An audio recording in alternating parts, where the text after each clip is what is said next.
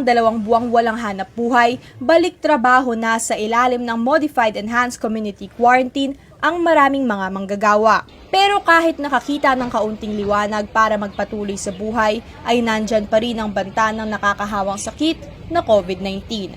Ilan sa mga manggagawa ang nakausap ng CLTV 36 News. Maliban sa takot na dulot ng COVID-19, pahirap din daw para sa kanila ang kawalan ng transportasyon.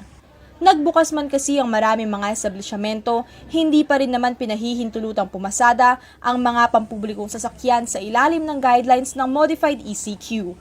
Mahirap din po. Kung kulang po sa sasakyan po.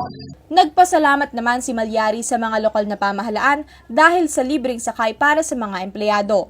Pero di maalis ang kanyang pangamba dahil mahirap din ipatupad ang social distancing sa loob ng mga service vehicle, lalo pat sabay-sabay ang oras ng pasok ng mga empleyado. Gaya ng mga kasama namin na empleyado, hindi sila makapasok, gawa ng malalayo, Lubao, Florida.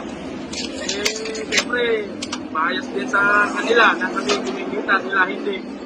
Naniniwala naman ang tagapangulo ng Workers Alliance in Region 3 na si Paul Villuya na hindi rin naman masisisi ang mga manggagawa kung sabik na sila magtrabaho kahit papahirapan ang transportasyon. Hindi man nila kagustuhan talaga na pumasok pa, no?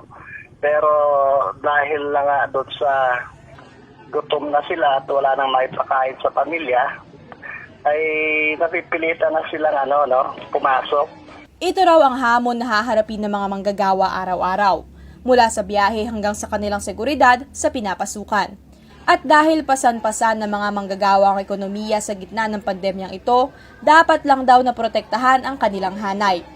Hiling nila ang maayos na transportasyon, proteksyong medikal at hazard pay. Pagbibigay ng insentibo, hazard pay sa mga manggagawa na kung saan ay susuong ito sa isang mapanganib na trabaho na nandyan yung banta ng COVID-19. Sa interim guidelines kasi na binaba ng DOLE at DTI para sa mga magbabalik trabaho, walang nakasaad na dapat mabigyan ng karagdagang benepisyo ang mga manggagawang nasa gitna ng banta ng COVID-19. Maika Amparo, CLTV News.